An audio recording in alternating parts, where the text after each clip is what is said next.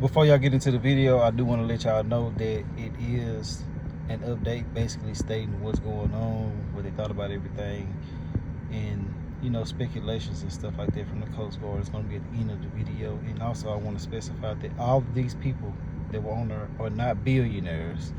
I think it was like one or two or something like that, but everybody wasn't a billionaire. And yeah, man, it's just a tragic situation. I don't know how true it is. I do believe it is kind of a weird situation, but overall, for the most part, it's a tragic situation if it is totally 100% true. And I don't find nothing funny about it at all. But this is my thoughts and opinions. I got Cardi B speaking, and I got the Stepson speaking to Cardi B in this video as well. I'll holler at y'all later, though. Tell me your thoughts and opinions. Give me some descriptions of what y'all feel. I'll holler at y'all later, though. All right, what's up with the YouTube fam, man? I'm back again with another video. So it has been confirmed that the 5 passengers that was on the submarine, or whatever they call it, man, they done called about 4 or 5 different things, they have been pronounced dead. And it's a very, very sad and tragic situation in my opinion. I see a lot of people making jokes about it and laughing at them and talking bad about them and things like that, but in all actuality, man, someone lost their life. Well, somebody's lost their lives, and I feel like it's a very sad situation. Me personally, I wouldn't have did it, because if you got something in writing that it's a possibility that I can pass away, or it's not safe and it hasn't been regulated and things like that, I would not be getting on anything like that. But I'm not finna sit there and talk bad about people as well, and their demise. I just got a different mindset when it comes to things like that. A lot of people fail to realize that when you pass away, that's it. That's it. So yeah. They got family that love them and things like that as well. Now, yes, true enough, it's their fault, but overall, I don't want to be the one to be doing it right now. You know what I'm saying? Just like kicking somebody when they down. You know what I'm saying? But yeah, man. It's just sad that the way that they passed. I'm just sitting there thinking like, damn, man, my claustrophobia is just something else. It's just crazy. I can't be around people. I don't like being touched, all type of different shit. So actually being stuck somewhere in a tight knit space where I can't really even breathe or move, it'll just drive me crazy. I'm pretty sure they was down there going crazy as well. They're not actually saying what exactly they found, but they did say that they found debris from the vessel. So we really just don't know exactly what they mean by that. But, in all actuality, man, like I said before, it's a tragic situation. I can't fault them for doing what they feel like they wanted to do with their own life, with their own money and things like that. And, it could have been anybody doing anything. This could have been somebody else's family on a plane, on a boat, anything like that. You know what I'm saying? And to just kick water down like that, I don't find it funny. I just feel like people should just show love and keep it pushing. If you can't show no love, then just keep it pushing. But as far as like making jokes and shit like that, it's kind of sick in my opinion, man. But hey, if that's funny to you, I still rock with you. I just don't rock with that. You know what I'm saying? But yeah, man, I seen that Cardi B had got into it. Well, she didn't necessarily get into it, but she made her opinion about one of the stepsons of one of the men that was on there, one of the billionaires, and she was just saying that he was lacking compassion, basically. And the stepson went off on her, called her all type of names and stuff like that, just went off on her.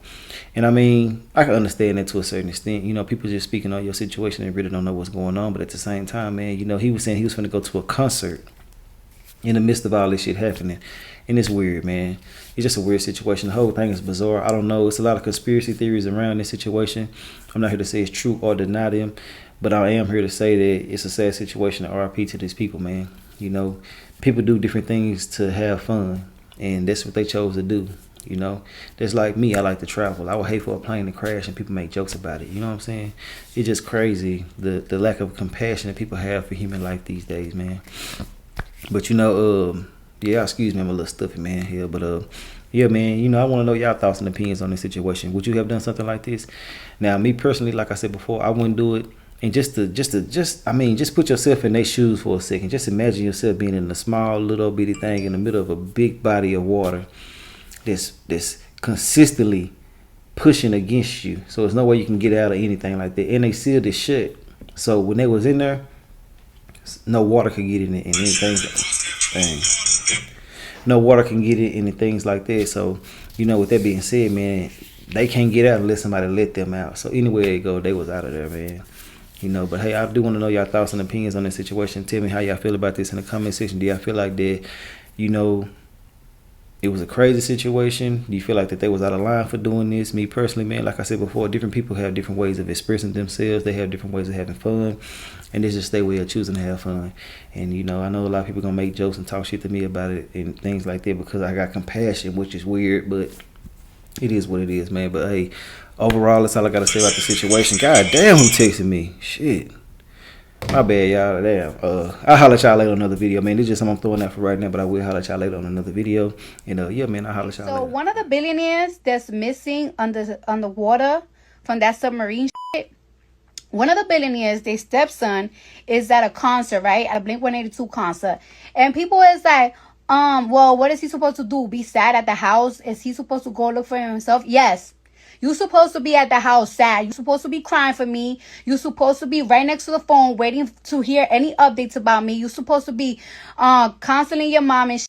Isn't it sad that you a whole fucking billionaire and nobody gives a fuck about you? Like you missing and is ready to shake dicks at concert. That's crazy. I'd rather be broke. I'd rather be broke than like and poor, but knowing that I'm loved. Like, so you take a complete bitch like Cardi B, has no idea what's going on. Her career is so in such turmoil, she needs clout off other people's suffering. And she's like, he won't go help. Blah, blah, blah. He goes to a rock concert, this and that. Tries to use the situation to exploit, like the news. They're not like feeling sorry that my mom has to take care of 2 kids. Not really giving a fuck that my stepdad's probably 99% chance he's dead. That doesn't matter. Doesn't care how we feel. Just trying to like fucking make gains.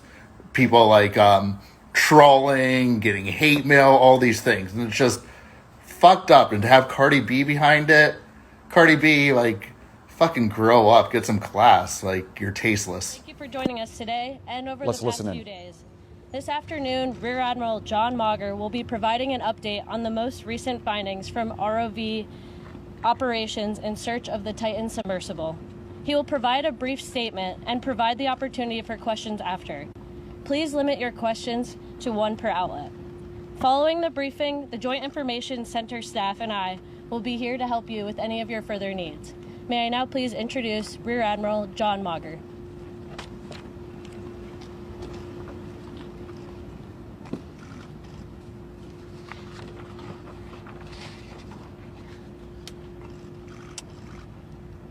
This morning, an ROV, or remote operated vehicle, from the vessel Horizon Arctic discovered the tail cone of the Titan submersible approximately 1,600 feet from the bow of the Titanic on the seafloor. The ROV subsequently found additional debris. In consultation with experts from within the Unified Command, the debris is consistent with the catastrophic loss of the pressure chamber. Upon this determination, we immediately notified the families. On behalf of the United States Coast Guard and the entire Unified Command, I offer my deepest condolences to the families. I can only imagine what this has been like for them, and I hope that this discovery provides some solace during this difficult time.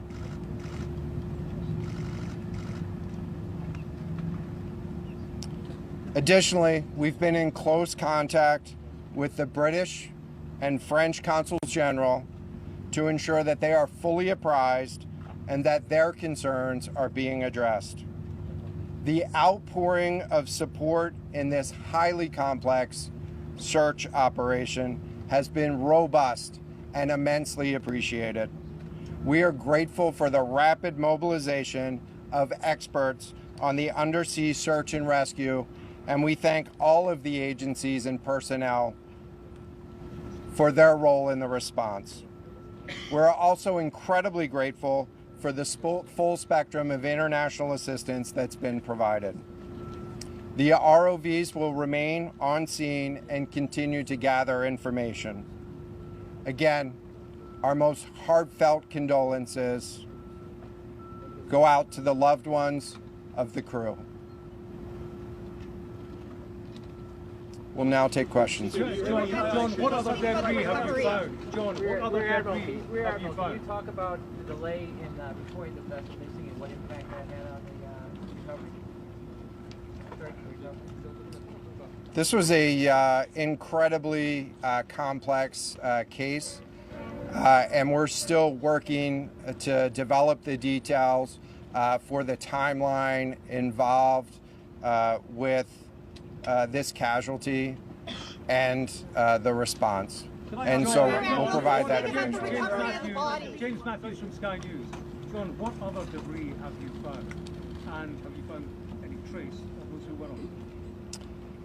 So this is an incredibly complex operating environment on the seafloor, over 2 miles beneath the surface. And so the remote operating vehicle has been searching, and it is highly capable. And we've been able to classify parts of the pressure chamber for the Titan submersible. Let me refer to one of my undersea experts here, Mr. Paul Hankin, to talk about the nature of some of the debris.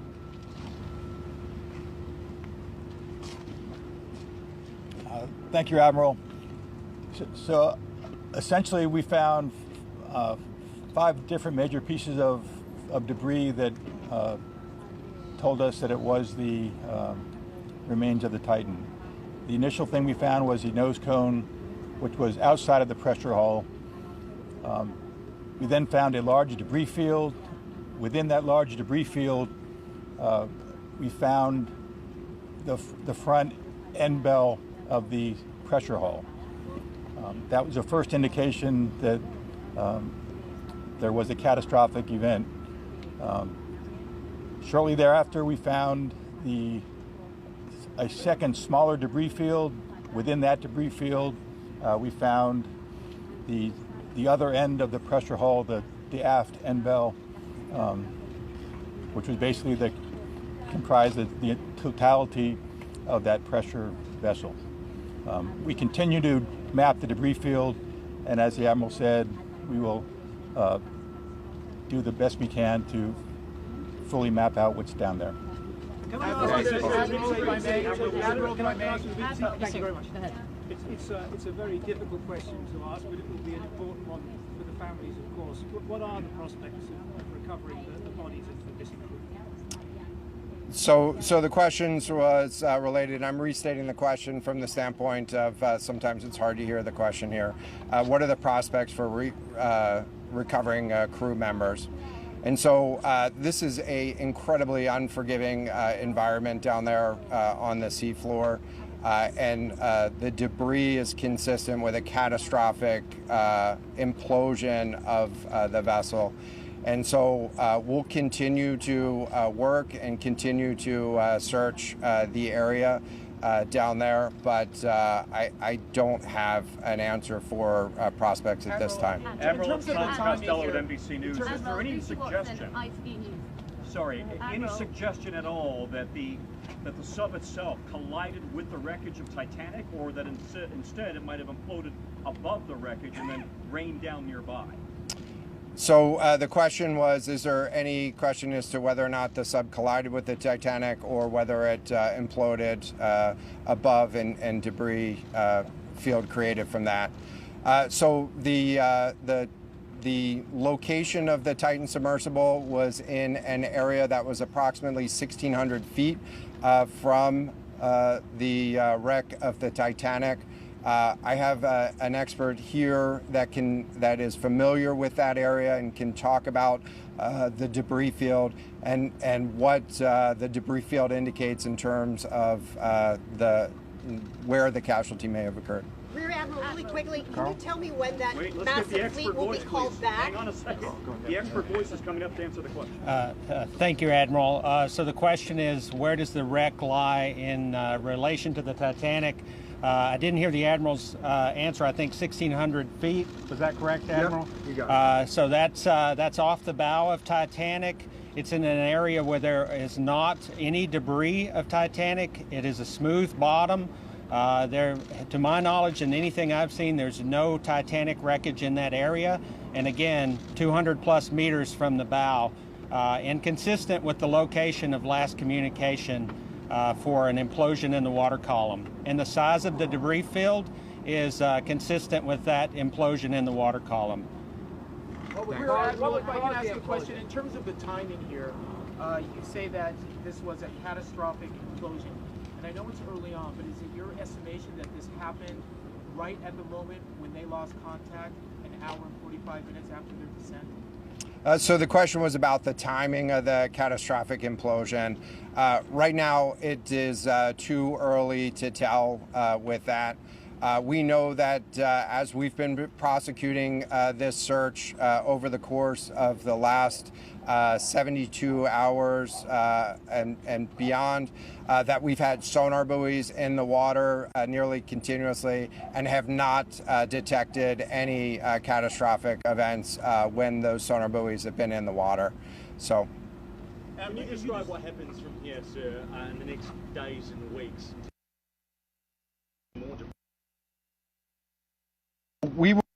The question was, what happens from here? What's the next? Our thoughts are with the families and making sure that they have an understanding as best as we can provide of what happened and begin to find some closure. In terms of the large process, we're going to continue to investigate the site of the debris field. And then I know that there's also a lot of questions about how, why, and when did this happen.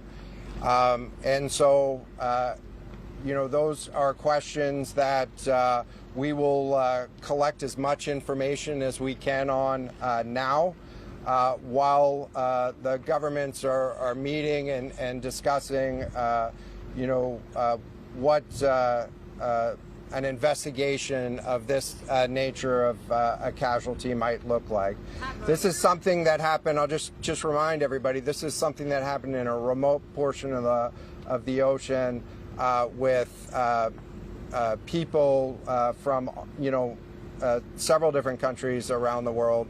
And so it is a complex case to work through, but I'm confident that those questions will begin to get answered. From the UK, is there any suggestion that time factors, speed, anything could have prevented this or saved 5 people on board, or is this quite simply a catastrophic accident? The question was there any suggestion that time factors may have played a role or a consideration in the casualty here? And so the debris field is consistent with a catastrophic implosion of the vessel. Again, while we were prosecuting the search, we had listening devices in the water throughout and did not hear any signs of catastrophic failure from those. And so we're going to continue to investigate, or we're going to continue to document the information there and understand, based on all the information we have, the timeline. What is the state for the resources required for the investigation? Which ships will be pulling out and coming in? So the question was, what are the resources required for the investigation, and which ships will be pulling out and staying in? And so it's too early for me to talk about an investigation. That's a decision that's going to be taken outside of the search and efforts that I was leading. But we do have a number of vessels. We have 9 vessels on the scene right now. We had medical personnel on scene. We had other technicians on scene. And so we will begin to demobilize personnel and vessels from the scene over the course of the next 24 hours.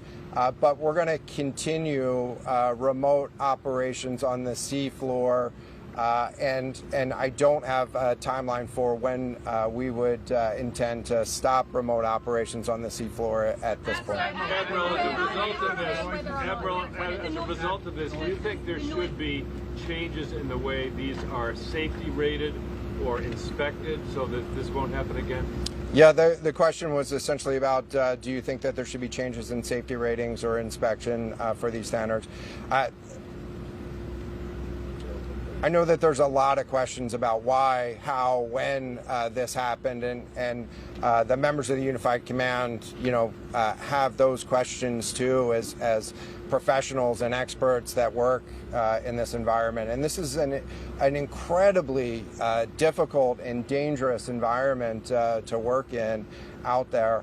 But those questions about the regulations that apply and the standards, that's going to be, I'm sure, focus of future review.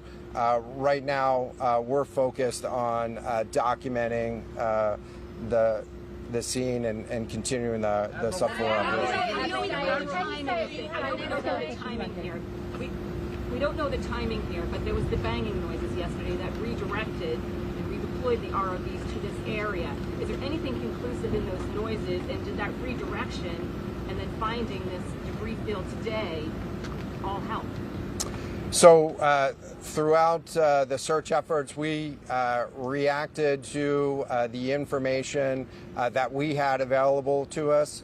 And while we continue to send it off for deeper analysis, again, really complex operating environment for us to work in.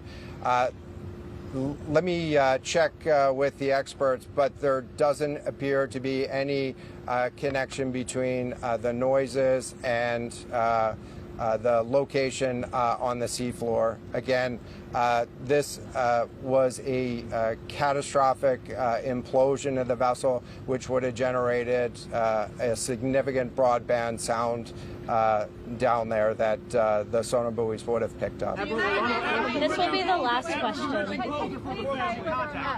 I just ask you about your comment regarding the family? That dropped into the ocean today. It arrived early this morning. It seems that Swiftly was able to find the debris field. If you talk about the speed of that, and also were all of the assets involved moved as swiftly as possible to the area? Was any help turned away, as some lawmakers have criticized the government? This was a incredibly complex operation, and we were able to mobilize an immense amount of gear to the site in just a really remarkable amount of time, given the fact that we started without any sort of vessel response plan for this or any sort of pre-stage resources. And so the equipment that was brought on site this morning that we were using was a pelagic ROV capable of operating at 6,000 meters, cameras, sonar, other articulating arms and resources on it. And it, we had to transport it here through C-17 aircraft. This is 2 aircraft that it took to get this up here.